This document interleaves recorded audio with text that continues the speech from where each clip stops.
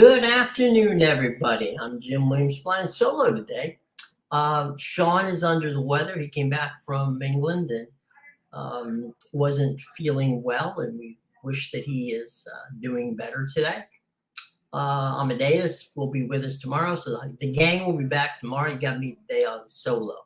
So, obviously, I'm here to answer any questions that I can. Always appreciate the comments, and it's important for you guys, if you have the time, and we hope that you do, that you hit that bell and like us and share so that everybody knows what time your favorite soccer show is on. Okay, greatly appreciate that. We're going to go over the headlines. We're going to check the soccer scores. We're going to go through all that as we get moving here today. Let's start with some information that we talked about yesterday, and that is that Manchester United received 4 bids at the beginning of the week. The Glazier brothers, who own the team, and they also own the Tampa Bay Buccaneers, basically said that the bidding was not to their liking. They thought that they deserved more in the way of compensation. They're looking for somewhere around the $10 billion mark.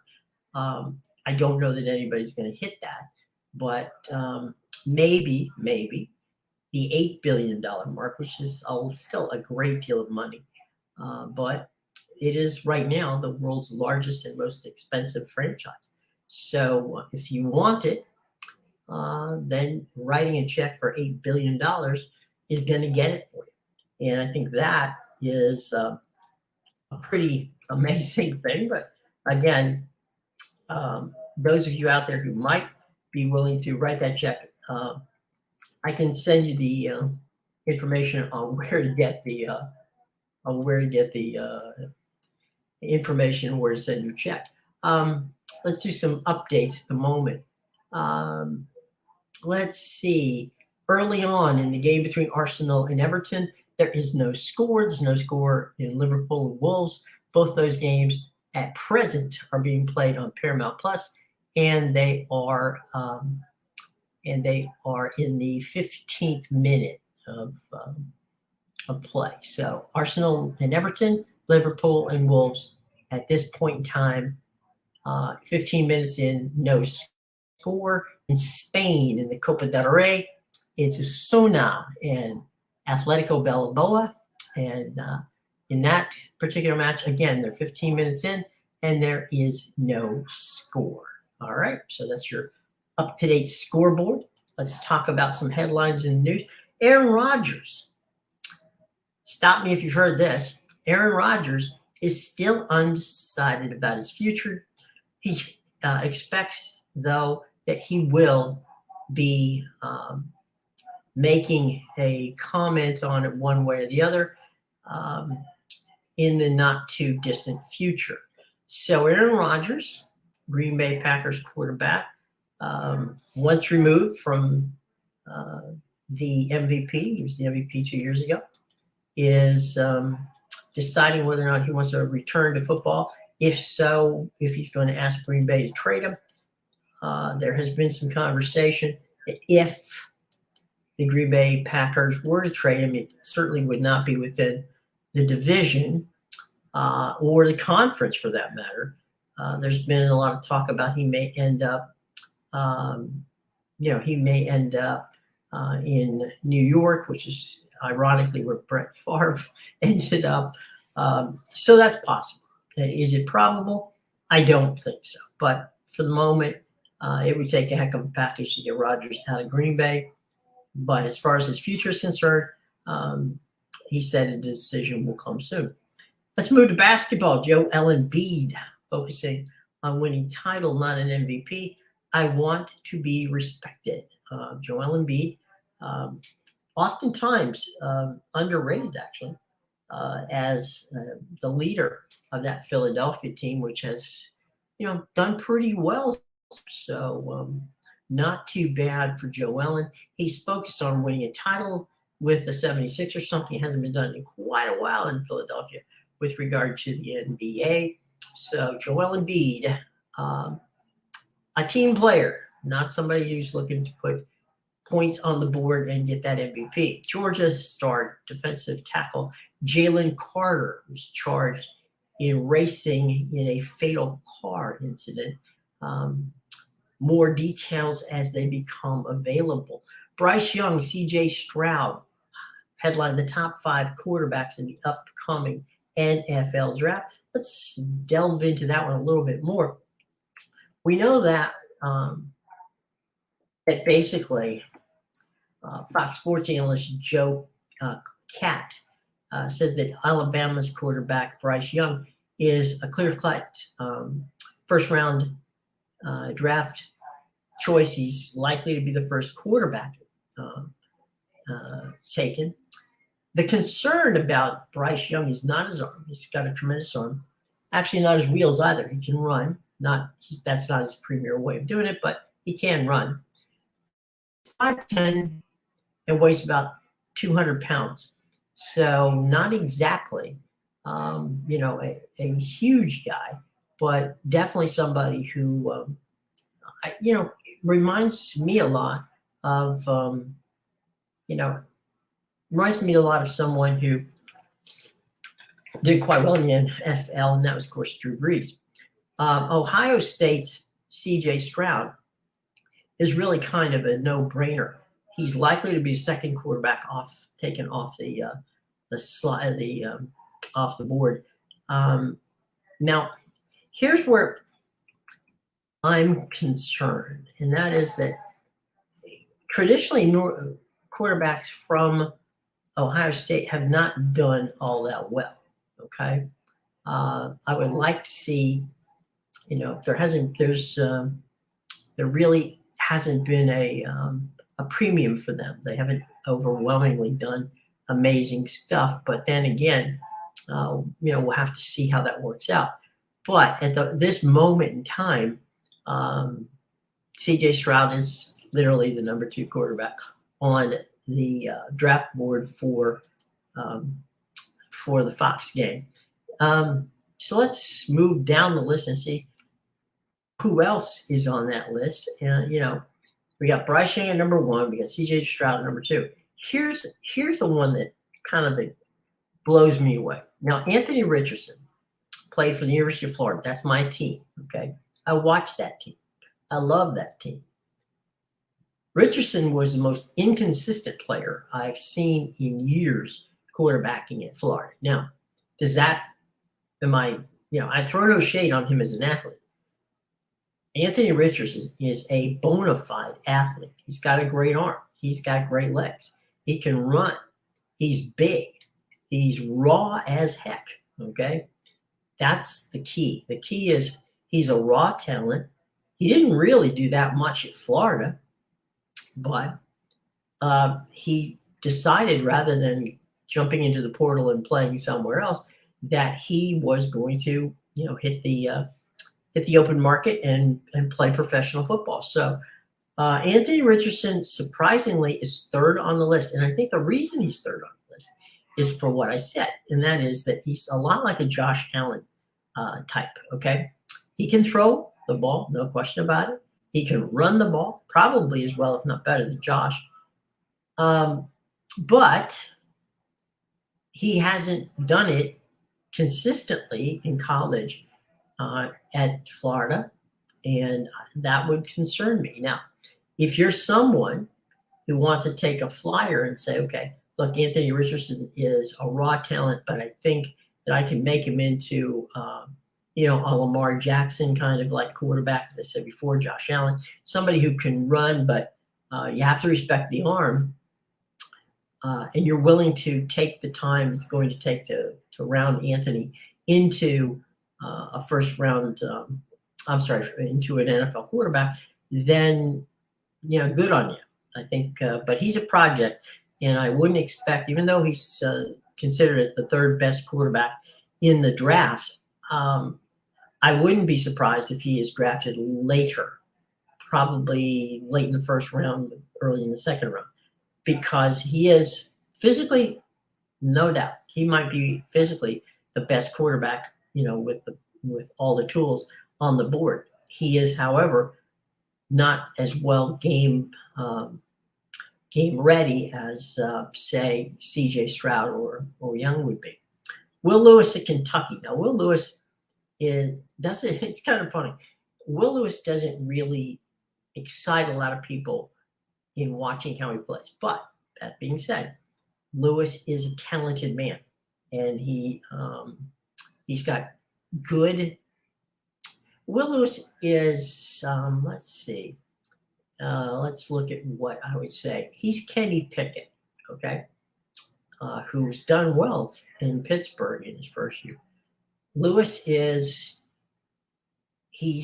not going to excite anybody with regards to running ability or that sort of thing, like a Josh Allen, like we talked about Anthony Richardson. But Will Lewis is, again, like Kenny Pickett. He's a good passer. He can make all of the throws, okay?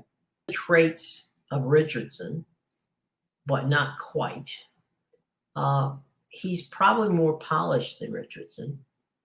He's got really good, strong arm, and enjoys playing that kind of football. So I would say, without question, Will Lewis a little better gamble than Anthony Richardson if you need a quarterback right off the bat right now.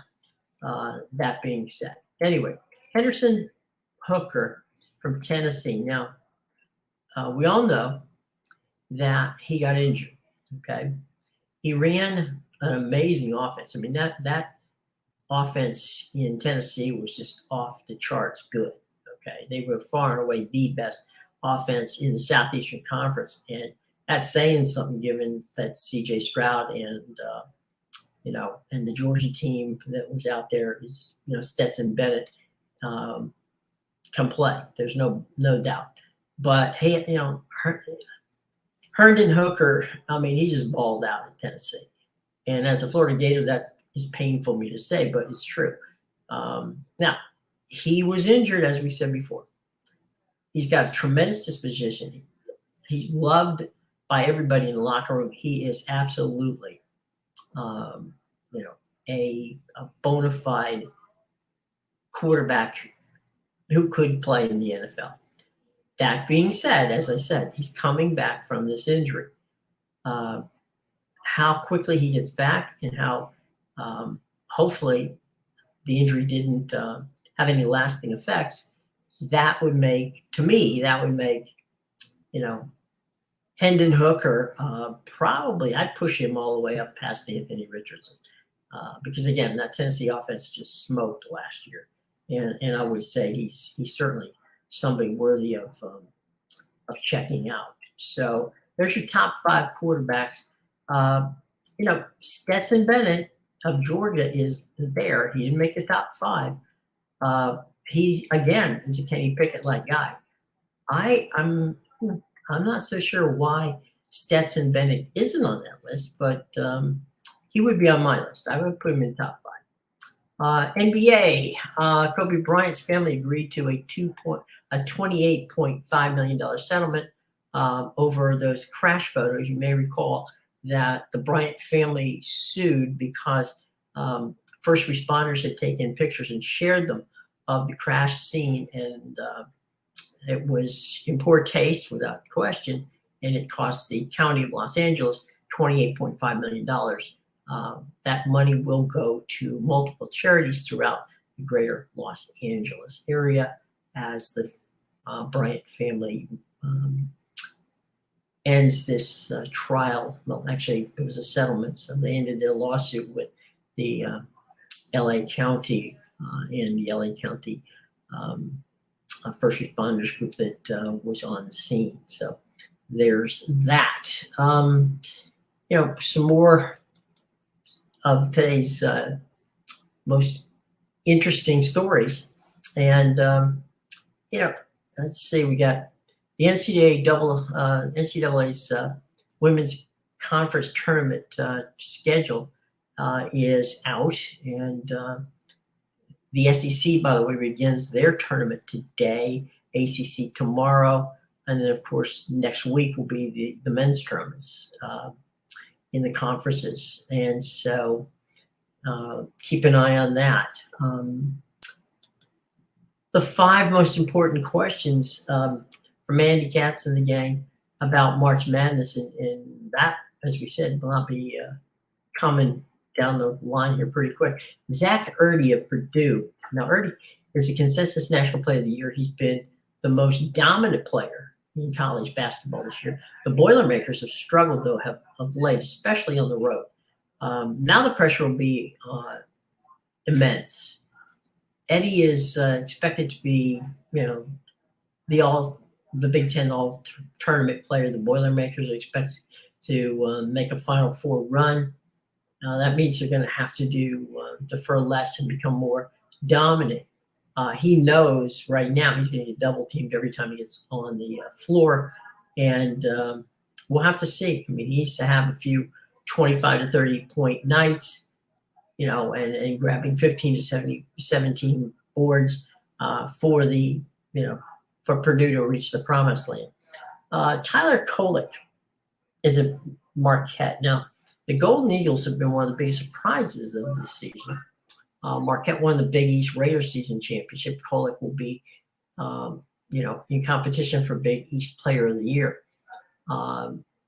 He made the preseason All Big East team, but he's expected to lead the Golden Eagles deep into the NCAA tournament. And that Marquette is one of those ones that you want to keep an eye on. Here's another one you want to keep an eye on. Watch out for St. Mary. Now, St. Mary's is in the same conference, the Western Athletic Conference, with, of course, Gonzaga. Adrian Mahaney. Now, Mahaney has been money for the Gales this year. He makes big shots. He's only a freshman, but he plays like a seasoned veteran. St. Mary's is a system game, okay? They play a system. It's kind of like the Princeton system. So there's a lot of slicing and backdoor cutting and all that sort of stuff. So there's constant motion. And Adrian Mahaney is to steal a phrase about about Darryl Strawberry, he's the straw that draws, that stirs the drink. He is phenomenal. The Gales will get a high seed, and they're projected to win at least 2 games, which is going to get them into the Sweet 16. That means Mahaney will have, to rise to the challenge, because, when you play college basketball in the tournament, it's always going to be tough. But look out for Adrian Mahaney. Look out for St. Mary's. They are a legit team with regard to making certainly the Elite Eight, if not going all the way to the Final Four. Jamie Jacques Jr. at UCLA. He's Carmelo's son, and Carmelo Anthony. And he grew up learning from his father. I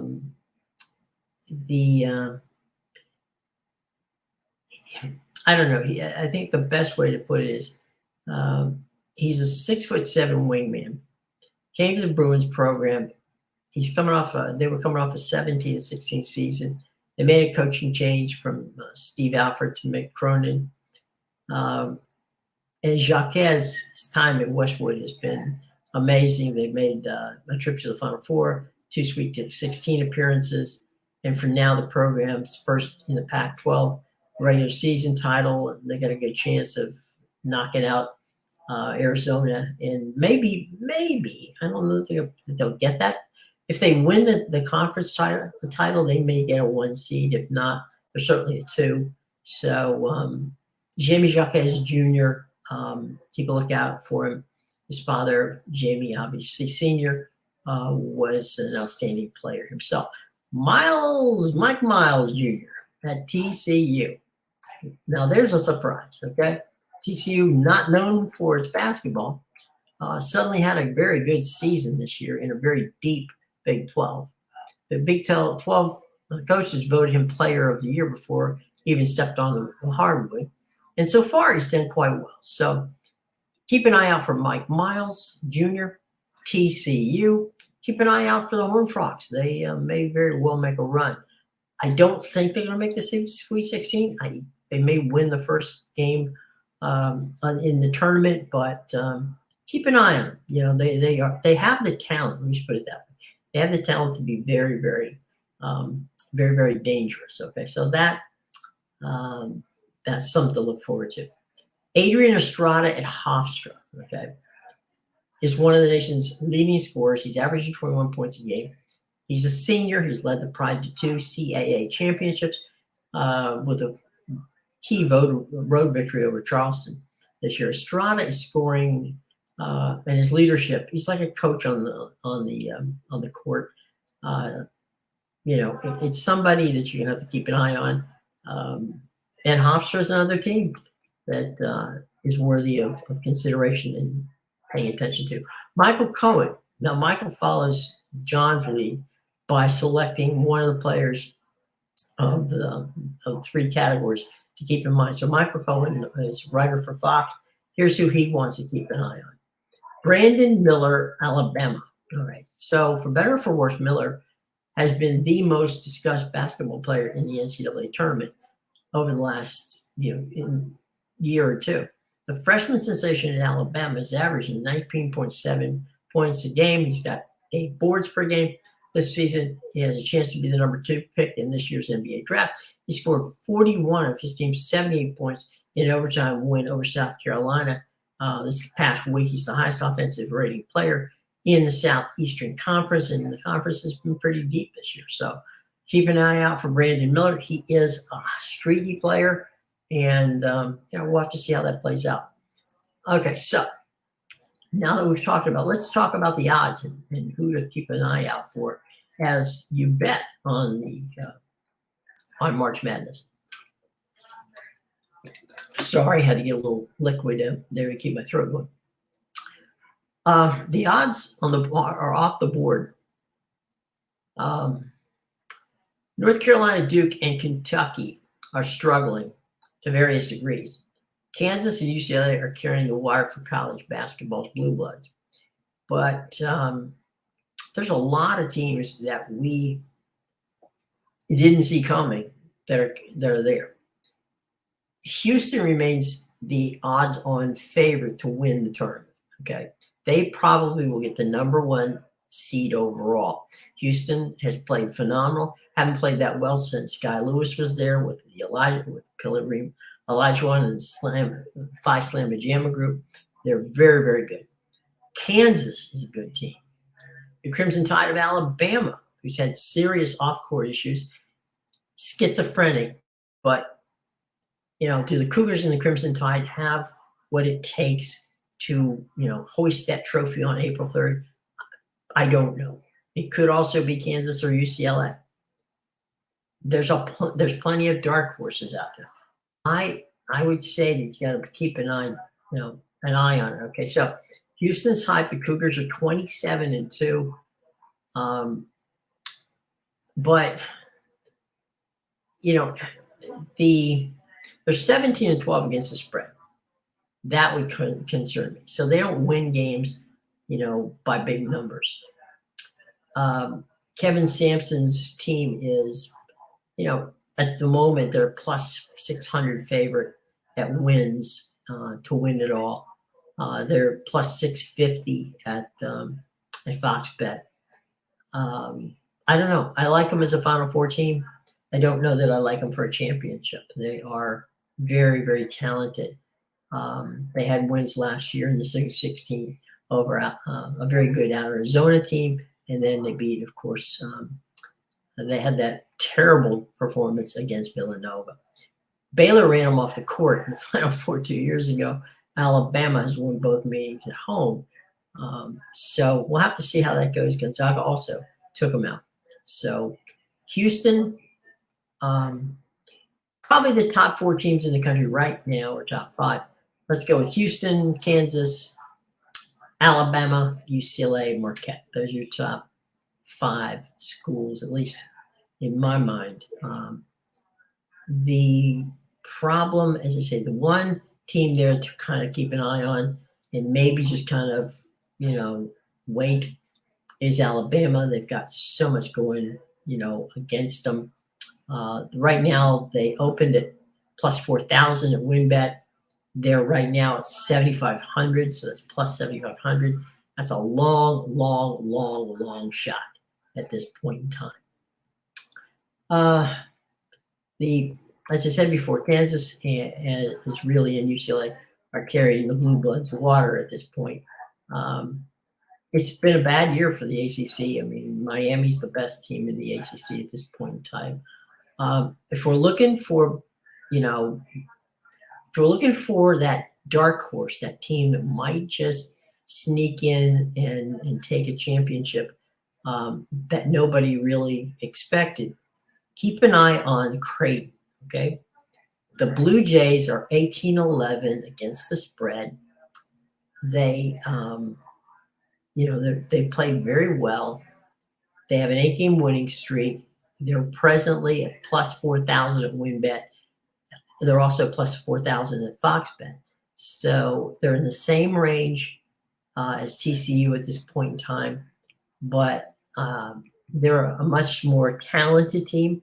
They're a much older team. In other words, they have more seniors and guys who played together. I think that really, when you get into the tournament, is huge. Guard play and how long you've been together really helped out. Another long shot, and this is one of my favorites, is San Diego State.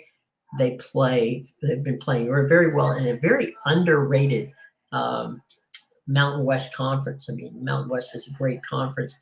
San Diego State is doing well out there. The Aztecs are 23-5. They're not that great against the spread. They're 12-13-2. But if you're just looking for a team that you want to place a bet on, a few bucks just as a long shot, I think San Diego State wouldn't be a bad opportunity there. So that's what we can say about the upcoming NCAA tournament. Obviously, there's when we talk about it great length a little bit later as we get closer to the time. Checking on the scores at this point. Let's refresh and see what's going on. Arsenal and Everton, Liverpool and Wolves, still no score at this point in time. Let's go back to the school. Let's go back to the news situation. All right, as we said before, quarterbacks and wide receivers are doing well at the draft. At the combine. Let's see what we got with regard to everything you need to know about that NFL Combine, which is going on out in Indianapolis. Excuse me while I take a little drink there. Okay, here we go.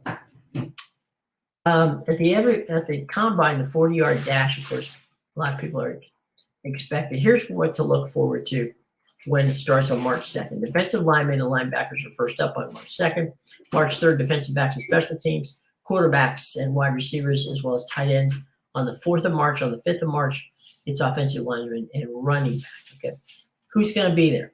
Here's some of the key players. Quarterbacks, C.J. Stroud, of course, we spoke about him of Ohio State. We also talked about Will Lewis of Kentucky, Anthony Richardson of Florida.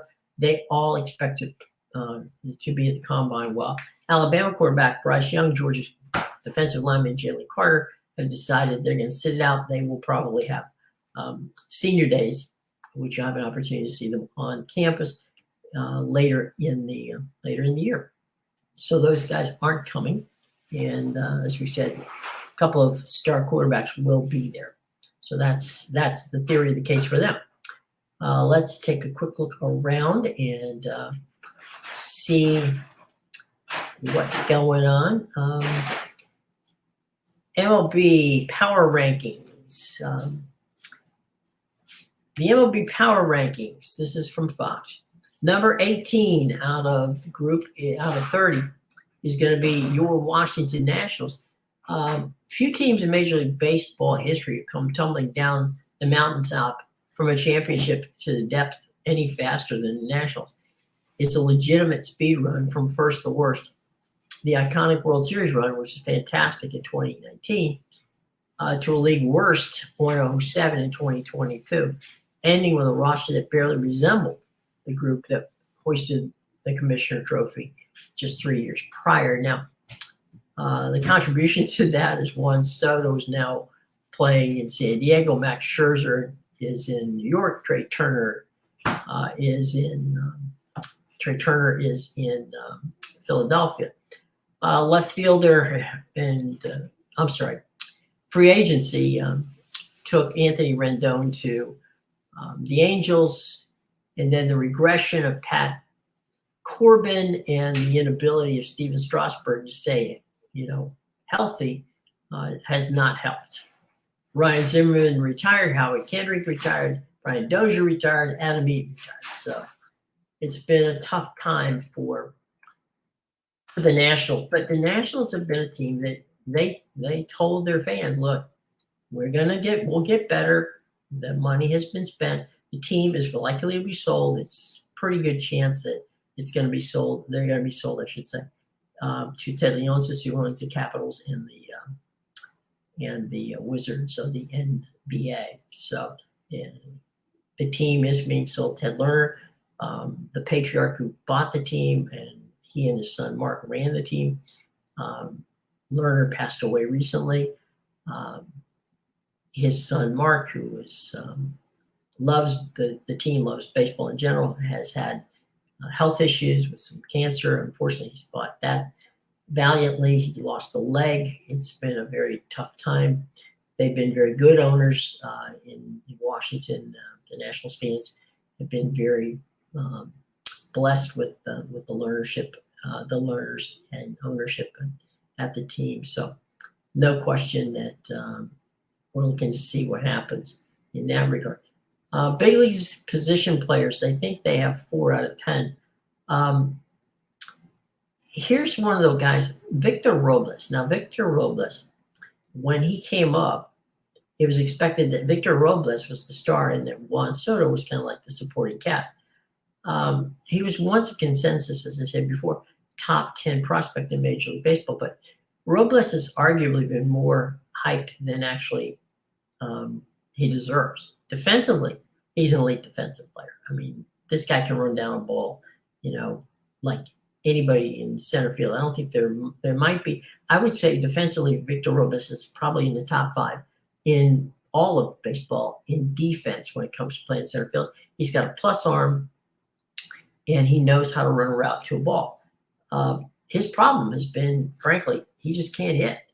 And when you come into this league and you play center field, that's a position that you need to have be either a power guy or at the very least an average guy. And Victor's had problems in both. He can hit home runs, but he's streaky in that regard. He can't get that batting average up to 275, let alone over 275. So that's a problem with Victor. He reminds me a great deal of Michael A. Taylor, who, as a player with the Nationals, was a brilliant offensive player. A brilliant defensive player, but his offense lacked. He ended up in Kansas City, where he did quite well as a defensive player, but again, not much in the way of offense. The names that most of the Nationals fans are keeping a lookout for is shortstop C.J. Abrams. He's a guy that they got in the trade. Catcher Kelbert Ruiz. Both those guys should be elite. I mean, they got C.J. Abrams from the Padres. Obviously, the Padres don't need a shortstop. They're good there. Thanks. Kelbert Ruiz came over in the Scherzer-Turner deal in Los Angeles, and he is expected to be. He was their top pitching prospect, and he's had trouble, but he's catching prospect. He's had a little trouble, but he definitely, I think is going to be someone who's going to be a catcher for a very long time. They just need to work on his batting at this point. So, as I said, Abrams would play shortstop. He has all the physical tools to be an elite player. He's got outstanding speed. he may still manifest, the ability to hit home runs, although that's really not his stock or trade. He's a singles, doubles guy. And as I said, his speed is very important, especially now the way that baseball has moved to the larger bags and the pitch clock. So that plays to his strength. Luis Garcia, he's about the same age as Abrams, like 23. He's demonstrated impressive ability to hit. He's a little below average defense at second base, but they can work on that, and he can get better at that. So Luis Garcia is one of the bright spots. Then we have three, what I guess would be fair to call reclamation project. Carter Kieboom. Now, Carter was the number one guy 4 years ago in the Nationals farm system. He was untouchable. Nobody, everybody wanted him. The Nationals kept him and decided, okay, they had Rendon at third base. They didn't really need him at that time. They had Trey Turner at shortstop. They didn't need him at that time to play there. When they did bring him up to the big club in 2020, he just couldn't hit. His defense was pretty good, but his hitting wasn't good. And as he continued to play, it didn't get any better. So whether or not Carter Kieboom is a legit Major League Baseball third baseman or shortstop, yeah, he can play the position defensively. He just can't hit at the moment, and that's a problem. Jeter Downs and Lucas Fox are Washington's developmental track players. They got a ton of confidence in this future trio, but this really is a make or break year, more for Kieboom than Downs or Fox. Okay, now pitchers, let's go there. Mackenzie Gore and Josiah Gray are the headliners. They came over in Soto trade. Mackenzie Gore is your guy who came from the Padres for Soto. Scherzer Turner brought Josiah Gray.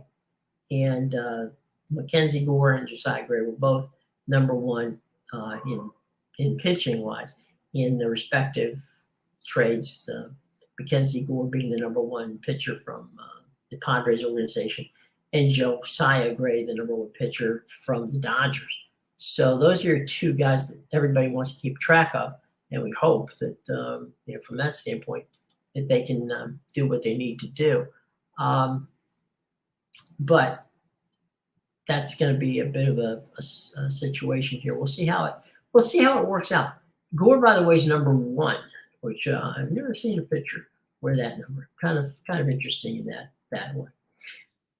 Their first round pick, Cade Cavelli, makes his future as a staple in the rotation, and I think that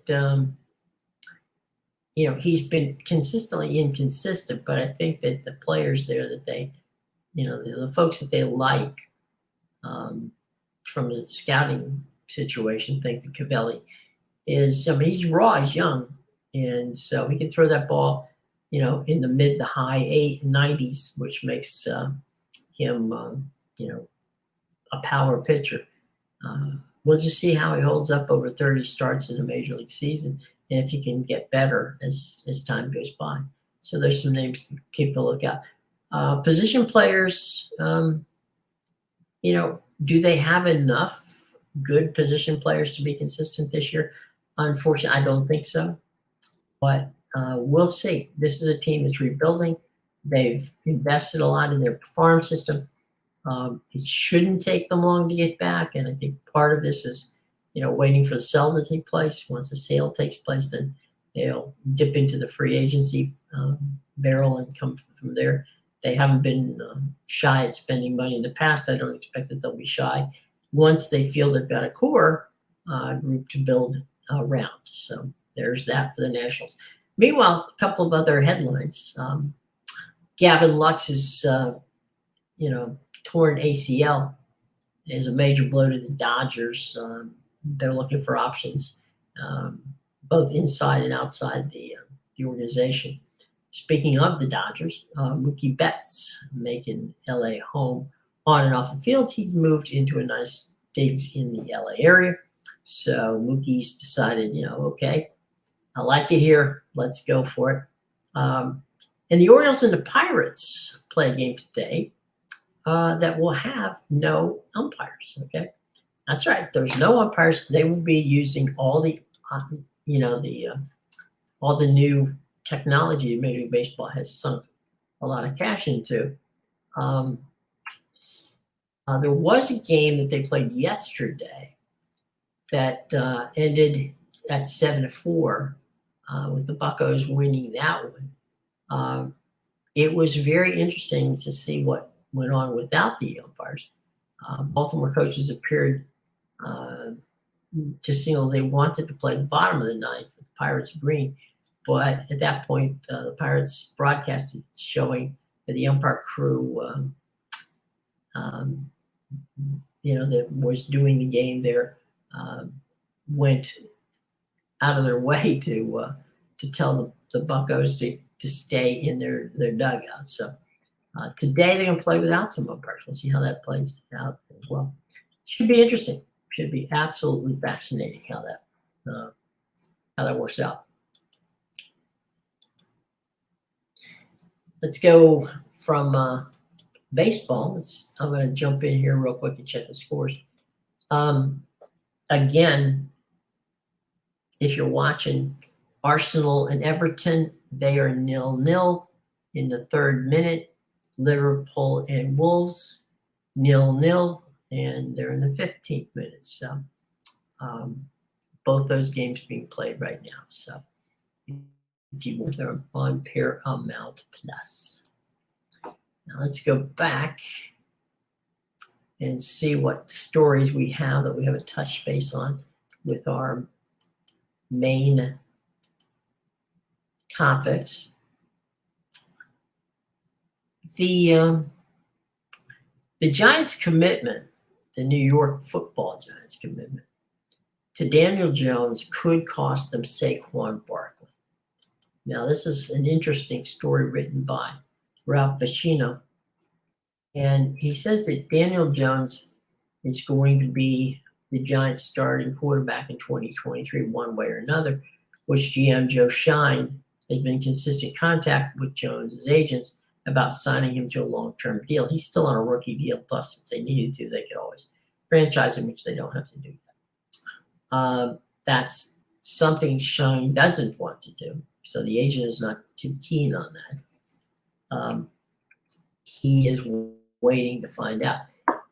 If you have a franchise, Daniel, I think, is the best for the organization. And I don't think that it may not be best for Daniel, when they were talking about this at the Combine, especially as we build a team around him. And the answer to the question about receivers and other positions, really something that they hope to address at the draft. The plan B, and there really isn't a good plan B, there never is really a good plan B, is to be aggressive in free agency, but at that point they run the possibility of losing their top running back, Saquon Barkley. Now, GMs in the offseason, because of the salary cap, are looking at, maybe they'll cut a wide receiver like a Kenny Golladay, or maybe they'll get rid of some defensive players to make cap space. It's estimated that Jones is going to cost them about $32.4 million.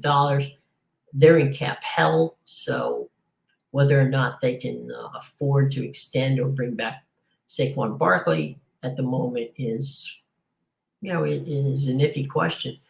They're right now, if they're in contract talks with Saquon Barkley, but they haven't been close, according to an NFL source. The $10.1 million franchise tag seems like the likely answer for Saquon at this point in time. So that's where we leave things on that one. Let's again, as I said before, we're not We have no score in any of our soccer games today. Let's take a quick look over at some of the headlines that we haven't touched base. The report that the PGA Tour is cutting some of its fields, down, make it a little easier for fans to watch the games because of the tournaments, because of less a massive field. There's a lot of stuff going on with regard to with Daniel Snyder. The rumors have it that the owners will be asking Mr. Snyder to sell the Commanders. Jeff Bezos has been heavily rumored, I should say, as a potential purchaser of the Commanders. We'll see how that works out from that standpoint. And let's see, we've got a mock draft. The Eagles addressed some potential losses. Coaching carousel, big time jobs remain open, and we haven't seen any. The trade deadline in NHL is coming up, and we expect that there will be some movement. To what extent, we don't know right yet, but we'll keep you posted on that one as well. All righty, so let's see what we got here with regard to college basketballs. Texas, Notre Dame are the biggest openings headed into March, and those are big time jobs. We'll to see who else ends up on that list. Ole Miss, Kermit Davis is out.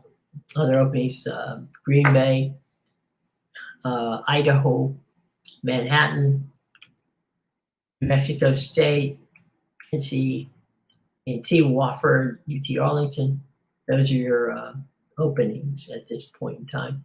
I would say Idaho's a good job. If anybody wants in New Mexico State, again, those are two good jobs, underrated from the standpoint of where you are. I don't know what's going to happen in Notre Dame. I mean, Mike Bray had been there for quite a while. Digger Phelps, the legend, the OG in Notre Dame. Has long since passed and has Notre Dame's continued ability to play well. Texas is an enigma. They have they've had good players over the years. They haven't quite been able to get over the hump there. So I think that the Texas job, look, anytime you're coaching anything in Texas, it's a good job. So Austin is good. They pay a lot. And they pay a lot of money. So. If any of you out there that want the Texas job, let me know. Just go ahead and give it a shot. Notre Dame, again, that would be a job that, again, it wouldn't be a bad job. But, Jeff Swabrick, who's the AD there, is using a search committee to fill a vacancy. A lot of times they go and they hire, groups that go out and pick up, the coaches. In this case, they're going to do it themselves. They might, and this is a might, take a look at Penn State's Micah Sherberry. Again, they're going back to the Big Ten at Ohio State, maybe get Chris Hallman.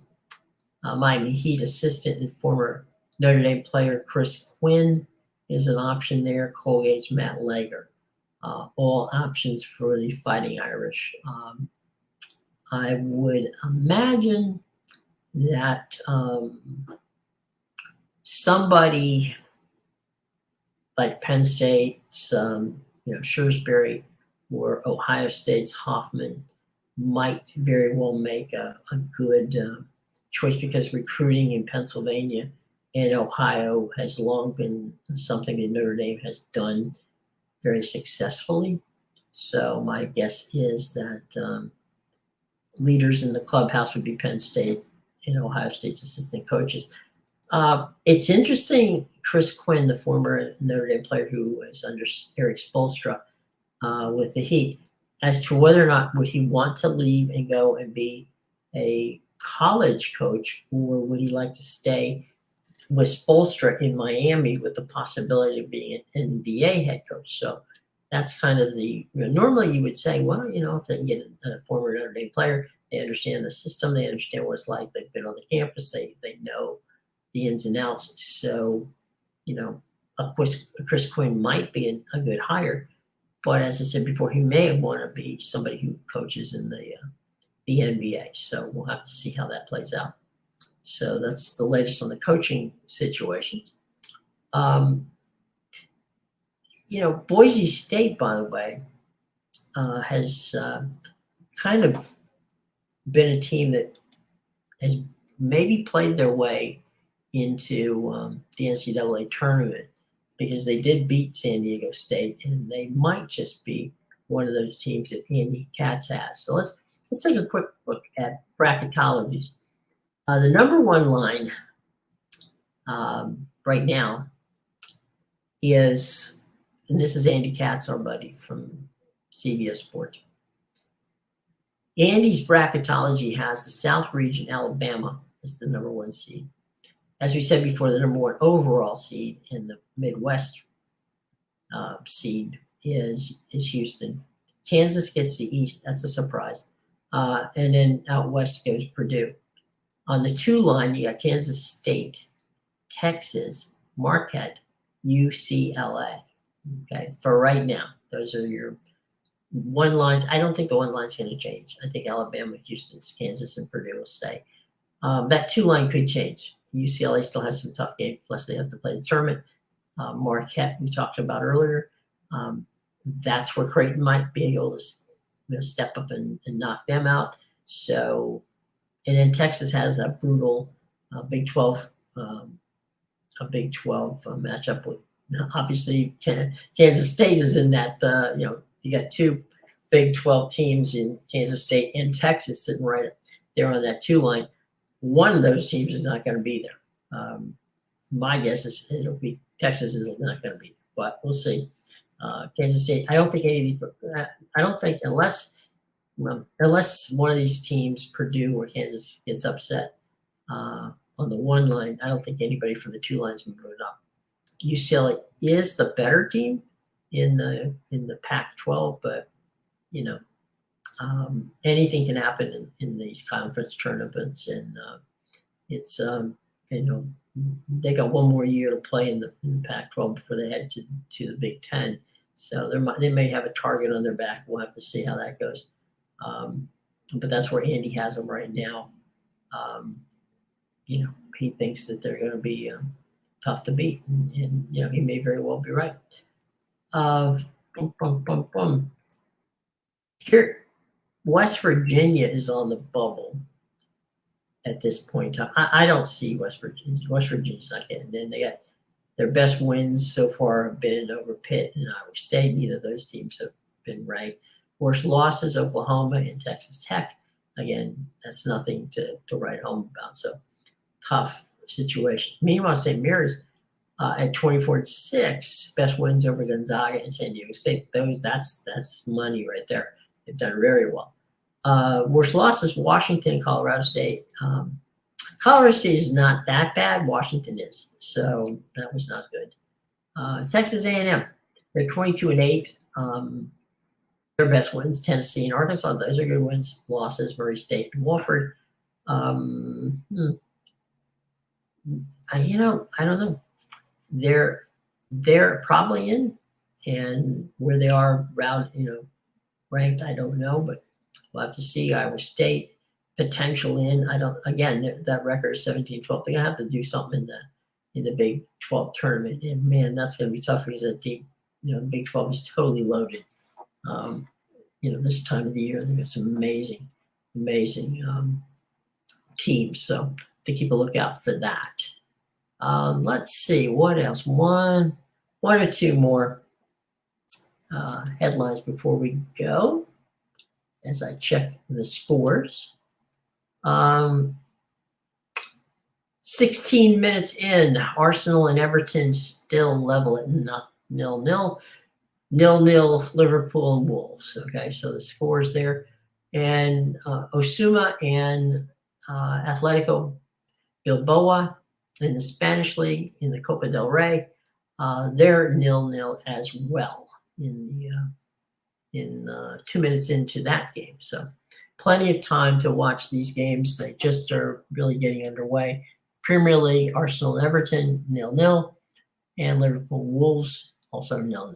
So there's your most updated scores. All right. Tomorrow, boys and girls, at 2 o'clock, I will be joined by our buddies, my co-hosting Topics in Crime. We'll have both Amadeus and Sean back with us tomorrow. So we look forward to having them. Thanks a lot for hanging out with me this afternoon. It's been a lot of fun. It's always good enjoying and spending some time with you. We're going to sign off for right now. We'll see you tomorrow, 2 o'clock Eastern Time for World Sports Daily. I'm Jim Williams. Have a great day, guys.